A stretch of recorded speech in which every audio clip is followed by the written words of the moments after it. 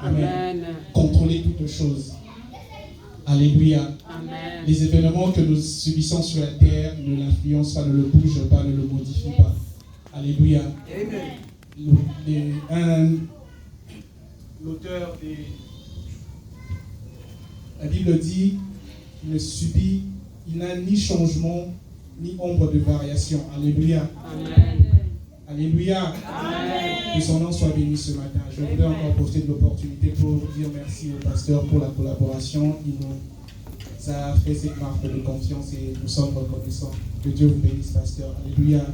Et que Dieu bénisse aussi les 10 visas qui participent à l'avancement de l'œuvre de Dieu en ce lieu. Amen. Amen. Et nous allons prier. Éternel Dieu Tout-Puissant, nous bénissons ta grâce, nous élevons ton Saint-Nom. Tu nous fais du bien, tu nous as attirés dans ta présence ce matin encore, nous voulons te dire merci. Père, il est écrit que l'homme ne vivra pas de pain seulement, mais de toute parole qui sort et qui vient de toi.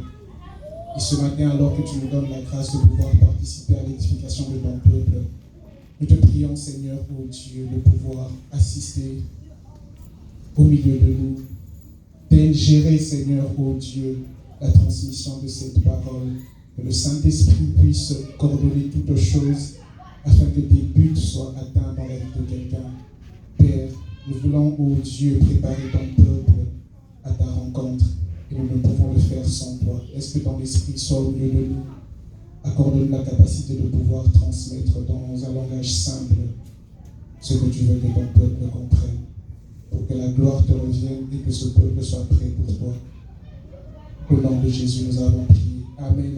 Amen. Alléluia. Amen. Alléluia. Amen. Gloire à Dieu. Comme je suis en train de dire la fois passée, je suis en train de vouloir nous communiquer un thème que le Seigneur avait mis dans mon cœur. Je crois que la plupart d'entre nous étaient là la fois passée. Qui se rappelle du thème? Le but de la foi. Amen. Alléluia. Amen. Nous étions en train de parler du but de la foi. Et nous nous sommes référés au texte de 1 Pierre, chapitre 1er, à partir du verset 1er jusqu'au verset 9. Et c'est le verset 9 justement qui avait fait l'objet de notre thème. Alléluia. Amen. Je vais lire rapidement pour ceux qui n'étaient pas là, question de nous rappeler. 1 Pierre, chapitre 1er, à partir du premier verset. La Bible dit ceci. Pierre, apôtre de Jésus-Christ, salue ceux de Dieu choisis, ceux que Dieu a choisis et qui vivent en hôte de passage, dispersés dans la province du Pont, de Galatie, de Cappadoce, d'Asie et de Bithynie.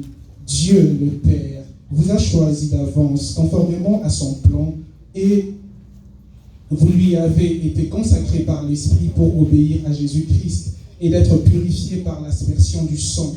Que la grâce et la paix vous soient abondamment accordées. Alléluia. Verset 3. Loué soit le Dieu de notre Père, Seigneur Jésus-Christ. Dans son amour, il nous a fait naître à une vie nouvelle grâce à la résurrection de Jésus-Christ d'entre les morts. Car il a préparé d'entre les morts pour nous donner une espérance vivante. Amen. Nous avons beaucoup parlé de l'espérance vivante la fois passée, mais je vais encore essayer d'éclaircir un tout petit peu aujourd'hui. Car il a préparé pour nous un héritage qui ne peut ni se ternir, ni se corrompre, ni perdre sa beauté. Il le tient en réserve pour nous dans les cieux. Vous qu'il garde par sa grâce au moyen de la foi. Alléluia. La foi a la capacité de nous garder. Amen. Amen. Alléluia. Amen. On doit comprendre comment la foi peut nous garder. En vue du salut qui est prêt à être révélé au moment de la fin. Quelqu'un me dira, mais on est déjà sauvé. Mais comment est-ce qu'on dit encore que le salut va être révélé au moment de la fin? Alléluia. Amen. C'est pourquoi nous sommes en train justement d'exploiter ce thème, le but de la foi. Amen. Verset 5. Vous qu'il garde par sa puissance au moyen de la foi en vue du salut qui est prêt à être révélé au moment de la fin. Voilà ce qui fait votre joie, même si actuellement il faut que vous soyez attristés pour un peu de temps par diverses épreuves. Celles-ci servent à éprouver la valeur de votre foi. Le feu du creuset n'éprouve-t-il pas l'or qui pourtant disparaîtra un jour, mais beaucoup plus précieuse que l'or périssable est la foi qui a résisté à l'épreuve. Elle vous vaudra louange, gloire, honneur lorsque Jésus-Christ apparaîtra. Jésus, vous ne l'avez pas vu, et pourtant vous l'aimez. Mais en plaçant votre confiance en lui sans le voir, vous êtes remplis d'une joie glorieuse qu'aucune parole ne saurait exprimer. Car vous obtenez votre salut qui est le but de votre foi. Alléluia. Amen. Obtenir le salut qui est le but de la foi. Amen. Amen. Nous étions en train de parler la fois passée, nous étions attardés sur le fait d'expliquer le but du salut. Nous avions évoqué le fait que la foi avait des ramifications. Alléluia. On peut avoir diverses choses dans la vie. On peut avoir des projets. On peut avoir un projet principal et des objectifs connexes. Amen. Des petits projets qui s'attachent à un projet principal. Amen. Alléluia. Amen. Et c'est comme ça aussi que la foi fonctionne.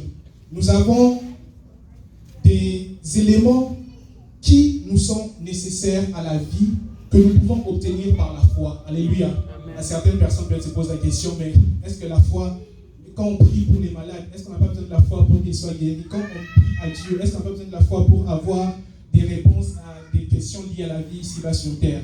Je ne veux pas dire qu'on ne peut pas avoir ces choses par la foi. Alléluia. Mais le but que nous sommes, l'enseignement consiste justement à nous faire comprendre que le but principal de la foi consiste à nous emmener au salut, à participer à l'enlèvement lorsque Jésus reviendra. Alléluia. Amen. C'est ça le but de l'enseignement, parce que, évidemment, la Bible parle des gens qui ont obtenu certaines choses par la foi. Alléluia. Amen. Des choses qui les ont aidés à vivre décemment ici-bas sur terre. Alléluia. On parle d'Abraham, le père de la foi. On explique beaucoup de choses à son sujet. Mais parler aussi d'Abraham comme le père de la foi, il y a des éléments dont on pourra parler prochainement. Ce qui fait juste le principal élément pour lequel Abraham a été appelé le père de la foi. Alléluia. Nous allons en parler plus tard.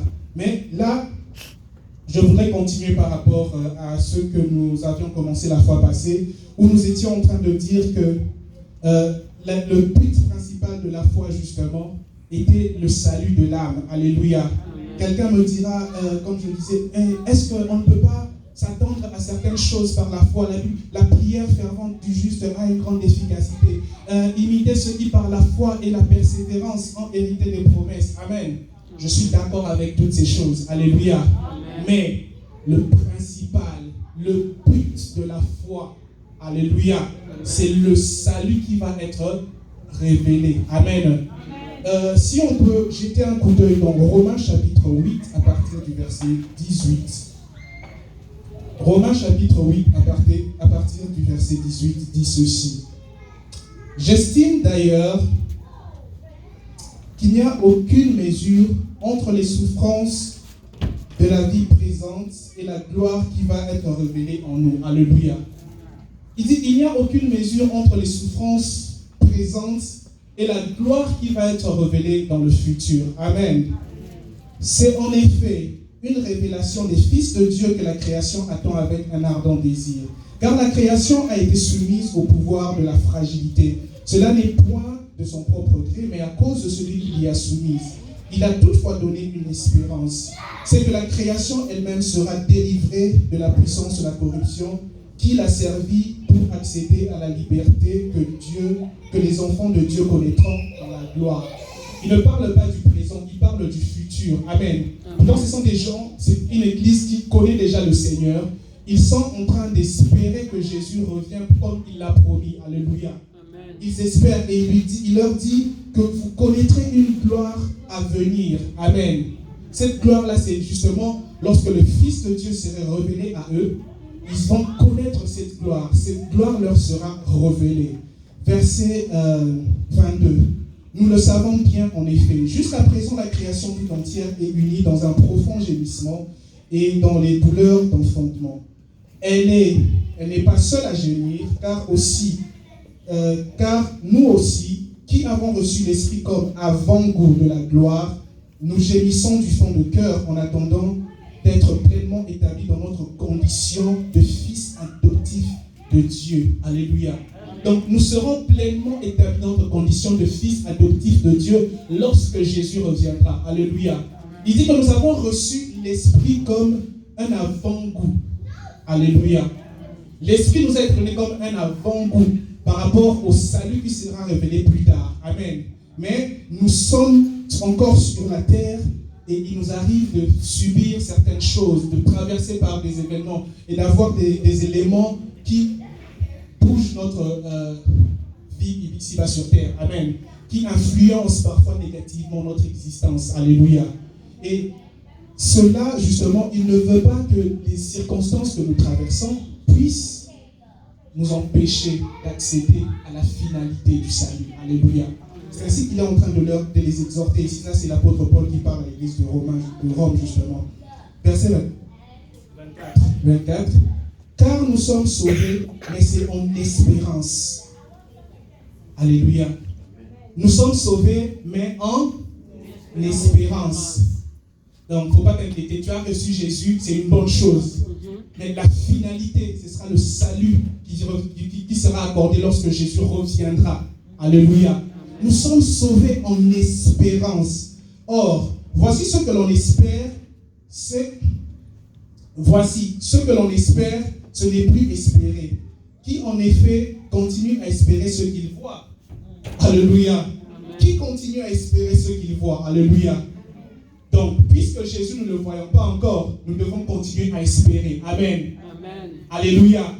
Nous devons continuer à espérer que nous verrons Jésus. Mais si nous ne voyons pas ce que nous espérons, nous l'attendons avec persévérance. Amen. Amen. Pourquoi il parle de la persévérance? Parce que parfois tu seras tenté justement d'abandonner. Alléluia. Amen. Il y a des éléments de la vie qui pourraient te contraindre d'abandonner. Tu es en train d'attendre le retour de Jésus. Il y a des choses qui peuvent te contraindre d'abandonner. Alléluia. C'est pourquoi il est important pour nous de comprendre comment est-ce que nous pouvons vivre avec une espérance vivante en attendant le retour de Jésus. Amen. Alléluia. Une espérance vivante. Pourquoi cette espérance est vivante? Pourquoi il parle de l'espérance vivante? Ces apôtres, ces gens ont vécu avec Jésus. Ils l'ont vu naître. Jésus était en train d'établir son royaume. Il était en train de s'affirmer au milieu d'eux en Israël. Alléluia. Mais ce n'était pas facile pour Jésus non plus. Parce que les gens ne voulaient pas croire à ce qu'il disait comme étant « Je suis le Fils de Dieu ». Alléluia. Ils avaient du mal à croire en Jésus comme étant le Fils de Dieu. Toi, on t'a vu, on connaît, tu es né de Marie et de Joseph. Comment est-ce que tu peux avoir l'audace de prétendre Fils de Dieu? Alléluia. C'était difficile pour eux de croire en cela. Amen. Amen. Au point qu'il était en train de leur dire, si vous ne pouvez pas croire à ce que je dis, croyez ne plus qu'à ce que je fais. Cela nous permet de dire ceci. Le miracle, parfois, Jésus ne faisait pas des miracles pour impressionner les gens. Le but pour lequel Jésus faisait des miracles, c'était pour les aider à comprendre qu'il est le Fils de Dieu et qu'il s'attache à lui. Alléluia. Amen. Le but du miracle est de pouvoir nous attacher à Dieu. Amen. Amen. Nous ne devons pas nous attacher au miracle simplement pour notre bien-être, pour notre aisance. Mais Jésus faisait les miracles justement pour faciliter la foi, l'acceptation des gens. Alléluia. À Dieu, pour les faciliter à être connectés à Dieu, pour les aider à comprendre, voyez ce que je suis en train de faire. Puisque vous croyez à ce que j'ai fait, alors croyez aussi que je suis le Fils de Dieu et que je suis la source de votre salut. Alléluia. Amen. C'est le but pour lequel Jésus est en train de faire les miracles. Voilà pourquoi il arrive que quand il parle des événements de la fin des temps, il dit, certains diront, nous avons fait des miracles en ton nom. Et il pourra leur dire à certains d'entre eux, je ne vous ai pas connus. Parce que le but de la foi n'est pas justement d'attacher les gens simplement au miracle. Alléluia. Amen. Si tu t'attaches simplement au miracle, prétendant être attaché à Dieu, tu ne fais pas forcément quelque chose de bien. Amen. Amen. Parce qu'il se peut que tu fasses des miracles, mais tes miracles n'ont pas pour but de diriger les gens vers Dieu. Alléluia. Amen. Je suis le Fils de Dieu, leur disait-il Jésus. Mais puisqu'ils avaient du mal à croire cela, il dit, croyez alors à ce que je fais. Amen. Amen. Non pas pour se faire superstar au milieu d'eux, non pas pour s'imposer, non pas pour se glorifier, mais pour les aider à comprendre, je suis le Fils de Dieu, la source de votre salut. Alléluia. Amen. C'est pourquoi à un moment, Jésus fait un miracle. Il est au milieu de la foule, il est dans la synagogue en train de prêcher, on amène quelqu'un à l'infirme. Jésus entre. Le paralytique est présenté devant Jésus. Il lui dit, tes péchés te sont pardonnés. Alléluia. Amen. La foule est scandalisée. Quel est cet homme qui a le pouvoir de pardonner les péchés? Alléluia. Jésus leur pose la question, mais pourquoi vous êtes scandalisés? C'est quoi le plus difficile? À dire que tes péchés te sont pardonnés ou bien de guérir, d'accomplir un miracle? Ou que le paralytique marche? Qu'est-ce qui est plus difficile? Il a dit, je le dis pour que vous croyiez que le Fils de l'homme a sur la terre le pouvoir de pardonner le péché. Alléluia. Amen. Et il a ordonné que le paralytique puisse marcher. Alléluia. Amen. Le but du miracle en cette place, en cet instant-là, n'était justement pas d'impressionner la foule ou que le paralytique puisse marcher, mais c'était de faire comprendre à la cité, à l'église, que le Fils de l'homme était la source du salut. Alléluia. Amen. C'est pourquoi si tu t'attaches simplement au miracle dans ta vie chrétienne, dans ta marche avec Dieu, tu risques d'être parfois perdu. Et c'est ainsi que vous voyez dans l'église aujourd'hui, on voit des faux serviteurs qui vont chercher à gauche, à droite, toucher à des gris-gris pour commencer à faire des miracles et impressionner les gens. Amen. Amen. Alléluia. Amen. Il est important que nous soyons affermis par rapport à ces choses. Ne pas toujours être attirés par tout ce qui se dit miracle. Alléluia. Parce que certains miracles n'ont pas pour but la gloire de Dieu. Certains miracles ont pour but simplement la gloire des hommes et ils les ont tirés des sources autres que celles de Dieu. Amen. Amen. Il est important pour nos peuples de Dieu que nous puissions comprendre que même les miracles ont pour but de nous ramener à Dieu. Alléluia. Amen. Le miracle a pour but de nous ramener à Dieu. Si tu comprends ces choses, tu sauras comment développer une espérance vivante. Amen. Et voilà, lorsque Jésus a aidé ce peuple justement à comprendre ces choses, il leur dit finalement, je vais mourir pour vous sur le bois de la croix et cela sera une source de salut pour vous, pour votre rédemption. Amen. Le peuple, les gens avaient du mal à croire cela. Il a dit que je vais mourir et 3 jours après je vais ressusciter. Les gens ont du mal à croire à cela. Mais cependant, c'est arrivé. Amen. Puisque le peuple a remarqué que cela est arrivé, ils se rendent compte, oh, mais cet homme, il avait dit, il est ressuscité, c'est vrai, alors il est vraiment le Fils de Dieu. Alléluia. Amen. La foi a commencé à naître en ce moment-là. Alléluia. Amen. C'est à partir de ce moment-là que la foi a commencé à se développer aux vieux enfants d'Israël. Ils ont commencé maintenant à s'attacher à la parole de Jésus. Ah, puisqu'il avait dit qu'il allait mourir, qu'il est ressuscité, c'est que, à un moment, divin. Amen. Il est un être divin. Et alors, puisqu'ils ont commencé déjà à croire à cela, ils ont vu ce qu'il faisait était réellement connecté à Dieu. Jésus fait un pas de plus. Il leur dit maintenant, le salut pour lequel je suis venu, c'est que nous devons remonter au ciel. Alléluia. Nous devons voyager ensemble vers le lieu céleste. Puisque c'est de là que nous venons, c'est de là que je viens, c'est là notre origine. Je suis venu pour vous recruter et que nous puissions aller ensemble, alléluia, vers le ciel. Et alors, avant de partir, il fait une promesse, il dit, je m'en vais vous préparer une place. Alléluia, bravo pour vous-même. Il a dit, je m'en vais vous préparer une place. Alors, qu'est-ce qui a fait que les gens, cette église commençait à croire maintenant, avait l'espérance? C'est que, puisqu'il avait dit qu'il allait mourir et qu'il allait ressusciter, cela s'est accompli, cela s'est fait. Effectivement, il était mort, 3 jours après, il est ressuscité. Alors, les gens ont commencé à développer cette confiance-là, puisque cette parole-là qu'il avait dit est vraie. Et comme il a dit aussi qu'il reviendra, il va se préparer une place, c'est que nous devons attendre avec persévérance. Voilà d'où est l'espérance vivante du peuple de Dieu. Alléluia. Il avait dit qu'il allait mourir pour nous, il est mort et il est ressuscité. Alors, puisque cette promesse-là s'est accomplie, c'était le plus difficile pour eux, que quelqu'un meure, il annonce qu'il va mourir et puis qu'il revienne à la vie. C'est l'une des choses qui limite l'intelligence de l'homme, la mort. Alléluia. Amen. Alors, Jésus avait vaincu cela. Il est allé au-delà de ça. Il a proclamé qu'il allait mourir, mais il est ressuscité d'entre les morts. Puisque cela avait été fait, comme je l'ai dit, et qu'il a donné une autre promesse de son vivant, il a dit, je m'en vais, puisqu'ils l'ont vu monter au ciel. Alléluia. Il était monté comme ça. Il est allé au ciel.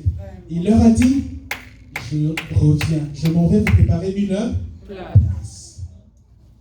Et ils étaient restés en train d'attendre Jésus. Ils croyaient que il va revenir. Parce qu'il avait déjà dit, il a accompli quelque chose de difficile, revenir de la vie. Alléluia, revenir à la vie d'entre les morts. C'était le plus difficile pour eux, le plus difficile à comprendre pour eux. Alors, puisque cela a été fait, donc la promesse qu'il a faite de s'en aller nous préparer une place et qu'il reviendra nous chercher, cette promesse, elle est vivante. C'est ça l'espérance vivante. Continuez à croire que Jésus revient. Puisqu'il était mort et qu'il est ressuscité et qu'il a fait la promesse de s'en aller nous préparer une place et qu'il va revenir nous chercher, c'est cette promesse-là que nous attendons jusqu'aujourd'hui. Elle nourrit notre espérance vivante. Alléluia. C'est cette promesse qui constitue notre espérance vivante. Il revient. Il revient nous chercher. Alléluia. Jésus revient nous chercher. Et c'est ça qui fait notre espérance vivante. Alléluia. Amen. Et c'est là justement, quand nous avons cette espérance vivante, ça nous permet de développer une certaine attitude. Alléluia. Amen. Comment est-ce que la foi peut nous conserver? Comment est-ce que la foi peut nous protéger? Justement, la foi peut nous protéger parce qu'on a cette connexion avec Dieu qui le revient et on sait que il a établi, il a prescrit des choses, il a prescrit une manière de se comporter pour le peuple qui viendra rechercher. Alors à cause de cela, on est en mesure justement d'être persévérant. Et on ne peut plus dépendre des événements de la vie ici-bas sur terre. On ne va plus justement laisser les circonstances de la vie ici-bas sur terre nous perturber. Alléluia. Amen. C'est ainsi que vous pouvez voir quelqu'un comme l'apôtre Pierre parler aux Philippiens, chapitre 4, à partir du verset 12. L'apôtre Paul dit ceci aux Philippiens, dans son chapitre 4, au verset 12.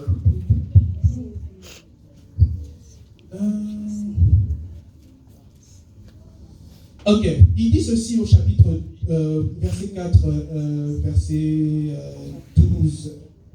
Bien, on peut commencer au verset 11. Il dit ceci: ce n'est pas le besoin qui me fait parler ainsi, car j'ai appris en toutes circonstances à être content de ce que j'ai. Je sais vivre dans le dénuement, je sais vivre dans l'abondance.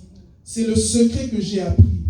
M'accorder avec toutes les situations et toutes les circonstances, que je sois rassasié, que j'ai faim, que je connaisse l'abondance ou que je sois dans le besoin. Je peux tout par celui qui me fortifie. Alléluia. Amen. L'espérance que tu as à Dieu te permet de vivre au-delà des circonstances. Amen. Amen. C'est quelqu'un qui a l'espérance vivante, qui peut apprendre à vivre dans toutes circonstances. Il ne laisse pas les événements le perturber. Alléluia. Amen. Si quelqu'un peut dire rien ne peut me séparer de l'amour du Christ, ça veut dire que l'amour qu'il a pour Christ a une valeur élevée. Alléluia. Amen. Que les circonstances ne peuvent pas bouger. Amen.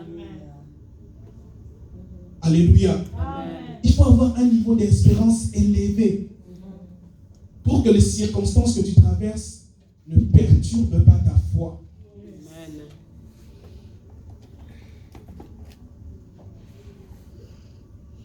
Si tu n'as pas un niveau d'espérance élevé, facilement tu vas te perdre. Nous avons lu la fois passée dans Hébreux chapitre 10, 39, où il disait, nous sommes de ceux qui ont la foi pour sauver leur âme. Alléluia. Nous avons la foi pour sauver nos âmes. Est-ce que ta foi peut t'aider à faire face aux circonstances difficiles? Est-ce que tu peux parler comme l'apôtre Paul dans quand il s'adresse aux Philippiens dans chapitre 4, verset 12. J'ai appris à vivre dans l'abondance comme dans le manque.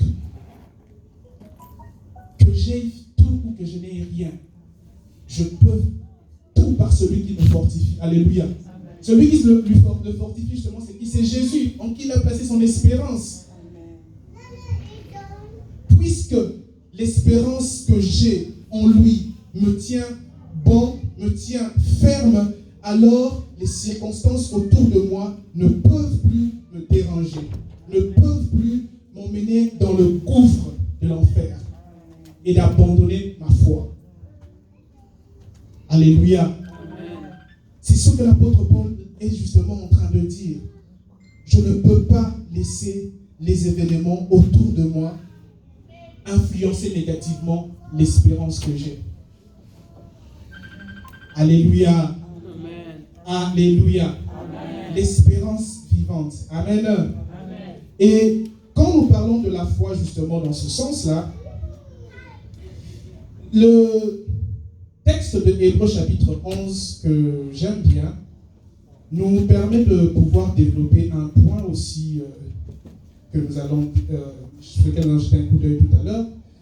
Hébreux chapitre 11 à partir du premier verset. Alléluia. Amen. Nous allons lire du premier au 7e verset. C'est un verset que nous connaissons beaucoup, mais avec le temps, Dieu m'a aidé à comprendre ça différemment. Alléluia. Amen. Il dit ceci. La foi est une façon de posséder ce que l'on espère. C'est un moyen d'être d'être sûr des réalités que l'on ne voit pas. C'est parce qu'ils ont cru que cette foi, c'est parce qu'ils ont eu cette foi que les hommes des temps passés ont été approuvés par Dieu. Amen. Amen. C'est parce qu'ils ont eu cette foi que ces hommes de Dieu ont été approuvés par Dieu. Quelle est cette foi-là qui peut permettre à quelqu'un d'être approuvé par Dieu? Pensez-vous que c'est la foi qui aide quelqu'un à avoir la voiture pour laquelle il a prié? Alléluia. Amen. Verset 3. Par la foi, nous comprenons que l'univers a été harmonieusement organisé par la parole de Dieu et qu'ainsi le monde visible tire son origine du monde invisible. Verset 4. Par la foi, Abel a offert à Dieu un sacrifice meilleur que celui de Caïn. Grâce à elle, il a été déclaré juste par Dieu qui a témoigné lui-même qu'il a prouvé ses dons. Et grâce à elle, Abel parle encore bien que mort. Alléluia. Amen. Verset 5. Par la foi, Enoch a été élevé près de Dieu pour échapper à la mort et on ne le trouva plus parce que Dieu l'avait enlevé. En effet, avant de nous parler de son enlèvement, l'Écriture rend ce témoignage. Il était agréable à Dieu. Verset 6. Or, sans la foi, il est impossible d'être agréable à Dieu car il faut que celui qui s'approche de Dieu croit qu'il existe et qu'il récompense ceux qui le cherchent. Verset 7. Par la foi, Noé a construit un bateau pour sauver sa famille. J'aime la suite du verset 7. Il dit, il avait pris au sérieux la révélation qu'il avait reçue au sujet d'un événement qu'on ne voyait pas encore. Alléluia.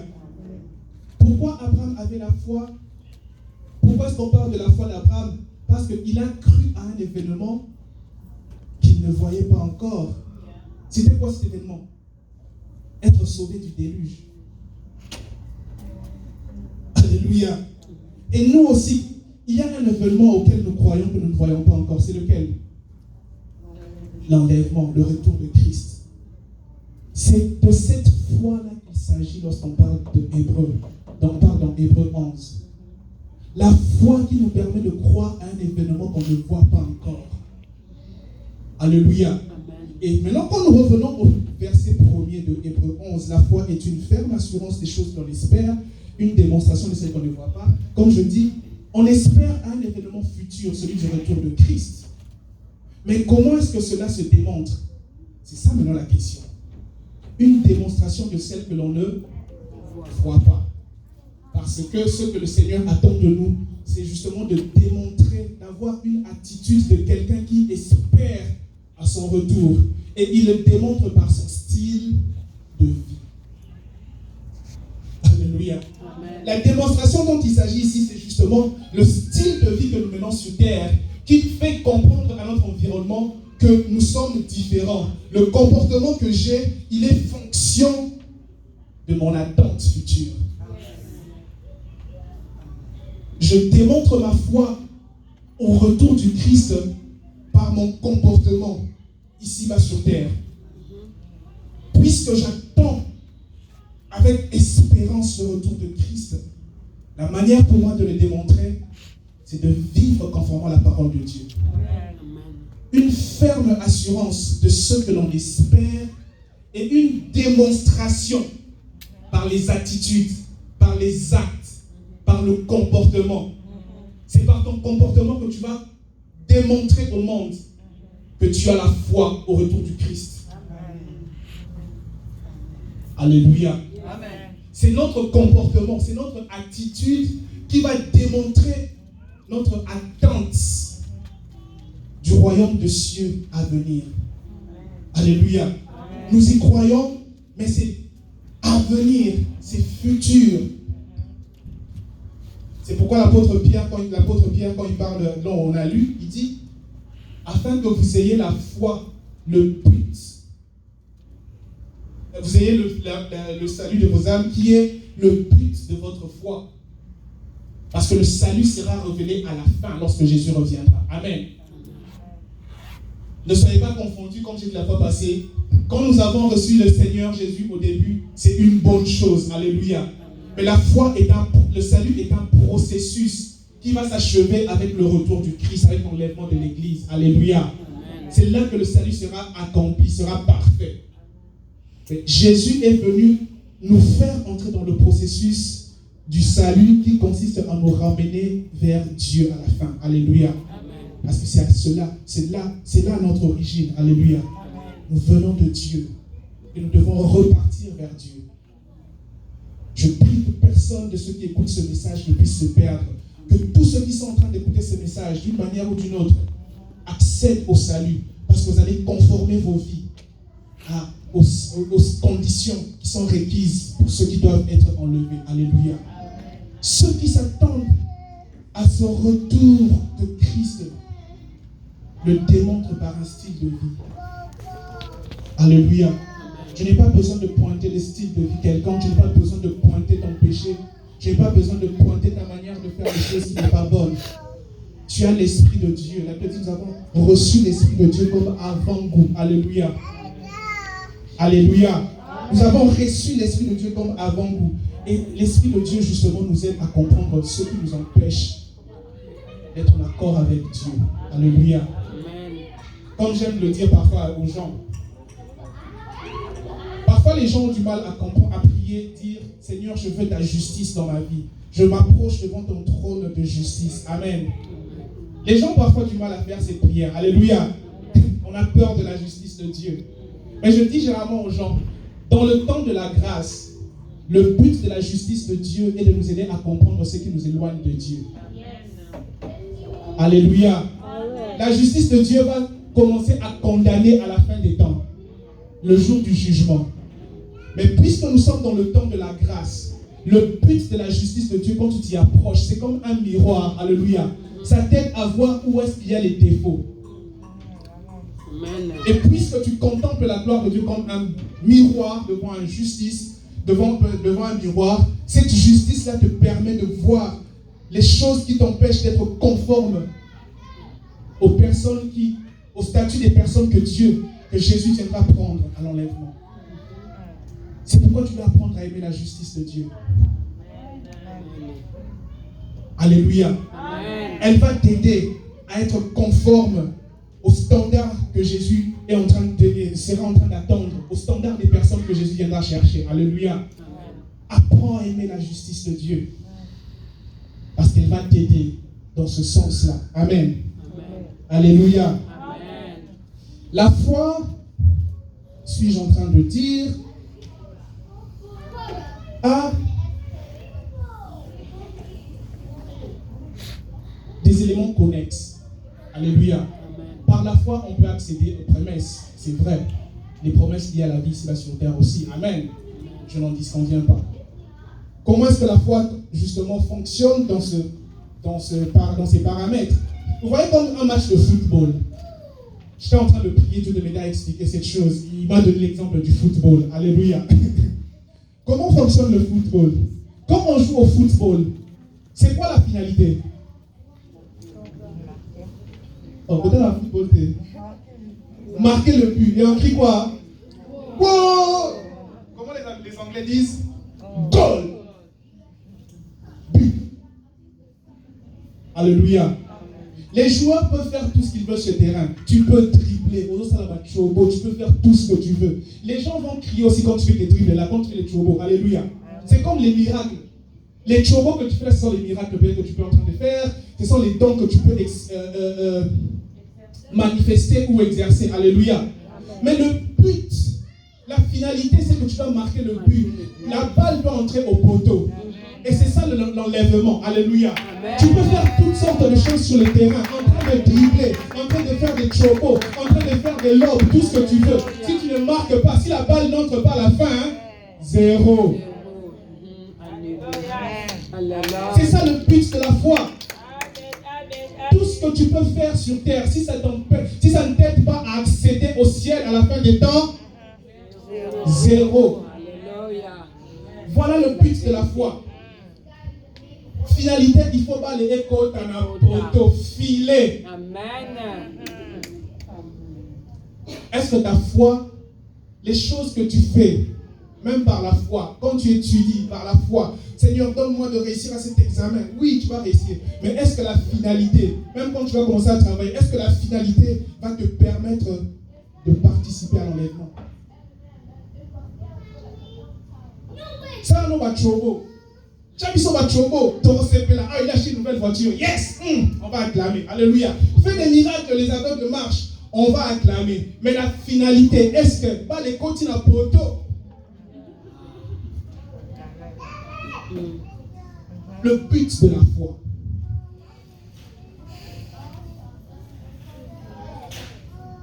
Par la foi, on peut être guéri des maladies. Par la foi, les morts peuvent revenir à la vie. Je suis d'accord. Par la foi, tu peux accéder à des promesses qui dépassent l'entendement. Je suis d'accord. Mais est-ce que quand tu auras acquis toutes ces choses, lorsque Jésus reviendra, tu vas participer? Voilà le but de la foi. Le salut. La finalité, pas il fait qu'on en a poteau. Il faut qu'on gagne un wow à la fin du temps. Aujourd'hui, on peut crier yeah, Chomo, Messi, Cristiano, comme tu veux. Il y a des gens, il y a des Messi et des Cristiano dans la foi, justement, dans la vie chrétienne. Des pasteurs qui, lorsqu'ils se lèvent, un miracle, on dirait je ne sais pas quoi. Alléluia. Mais est-ce que, à la fin des temps, Jésus va te dire entre dans la joie de ton maître? C'est ça la récompense, justement. La récompense que nous aurons à la fin, c'est que Jésus nous dise viens, bon et fidèle serviteur, entre dans la joie de ton maître. Alléluia. Amen. Paul est en train de dire j'ai combattu le bon combat, j'ai gagné, j'ai achevé ma course. Maintenant, une couronne de gloire m'est réservée. Le but, c'est la couronne de gloire. La finalité, est-ce que tu vas recevoir la couronne de gloire? On ira la recevoir au ciel, pas ici-bas sur terre. Les acclamations des hommes ne te servent à rien. La couronne de gloire, c'est Jésus, c'est Dieu qui va nous la remettre. Alléluia. Amen. Ce sera là que nous aurons atteint le but de notre foi. Le temps fait défaut, je devrais m'arrêter malheureusement. C'est ça qui fait notre finalité. Comment est-ce que nous nous préparons à l'avènement de Christ? Est-ce que notre comportement prouve que nous sommes en train d'attendre Christ? Nous croyons, comme Hébreux 11.1 le dit, ferme assurance des choses que l'on ne voit pas. Le problème maintenant, c'est la démonstration. Beaucoup de gens, nous avons été contraints à croire que la démonstration, c'est quand j'ai prié. J'avais besoin d'une voiture, j'avais besoin de, je ne sais pas, un travail. Ça n'existait pas encore, j'ai prié. maintenant que c'est venu, maintenant que j'ai eu le travail, c'est ça la démonstration de ma foi. Beaucoup de gens ont eu cette conception. Alléluia. Amen. Moi aussi, j'admets que moi aussi je croyais, je pensais comme ça. Mais le jour où j'avais décidé de comprendre c'était quoi le but de la foi, le Seigneur a changé ma conception de cette façon de voir les choses. La démonstration consiste à prouver ce à quoi tu crois par le style de vie que tu mènes sur terre. Alléluia. Amen. Est-ce que tu démontres par ton comportement que tu es en train d'attendre Christ? Est-ce que ton comportement prouve que tu as la foi qui va te permettre d'être sauvé à la fin du temps, à la fin des temps? Le but de la foi. Comment est-ce que tu mènes ta vie? Alléluia. Amen. On va s'arrêter par là, nous allons prier. Je veux que tu prennes le temps de prier. Comment est-ce que tu expérimentes ta foi? Comment est-ce que tu vis ta foi ici-bas sur terre? Est-ce que tu es sûr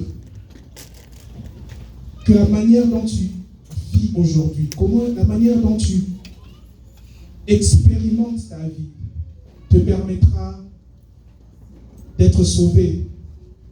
La manière dont tu mènes ta vie aujourd'hui, est-ce qu'elle permet à quelqu'un qui ne connaît pas Dieu de voir que tu vis en attente du retour de Christ? Le but de la foi, ça devrait te ramener à la pensée du retour de Christ. La foi devrait t'attacher à développer une pensée ferme pour le retour de Christ. La foi a des implications. La foi a des exigences. Nous allons parler de ça la fois prochaine. Les implications de la foi. Mais quand tu penses que ta foi, aujourd'hui, on peut dire que ta foi, par ta foi, tu as un comportement qui va de pair avec la foi que tu professes.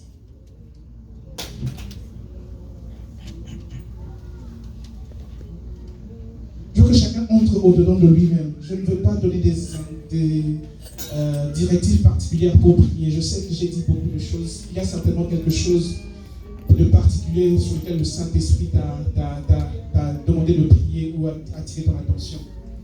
Prie justement par rapport à cette chose-là. Peut-être à la maison, tu n'auras pas le temps de prier. Prie par rapport à cet élément-là. La foi, une ferme assurance des choses que l'on espère, une démonstration de celles que l'on ne voit pas. Oui, nous sommes appelés à démontrer sur la terre la mentalité du royaume des cieux. C'est à cela que le Seigneur s'attend de toi. C'est ce que le Seigneur attend de toi. Que tu sois en train de démontrer sur la terre la mentalité des cieux. Prends le temps de prier. Prends le temps de prier.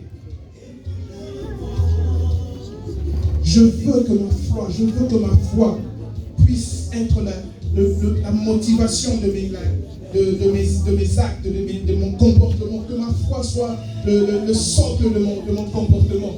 Je veux être de ceux qui démontrent leur foi en Dieu par un comportement qui prouve l'attente justement de la révélation du Fils de Dieu. Espérance vivante. Comment est-ce que ta vie est en accord avec l'espérance vivante que tu professes?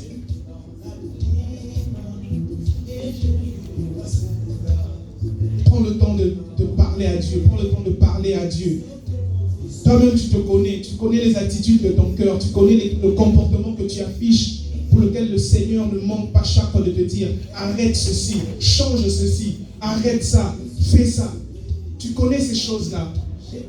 Comment est-ce que tu mènes ta vie par rapport à ces exigences que le Saint-Esprit ne manque pas chaque fois de te révéler? Je veux que tu arrêtes cette chose. Je veux que tu arrêtes ce comportement. Je veux que tu arrêtes cette attitude. Comment est-ce que tu te comportes par rapport à cela?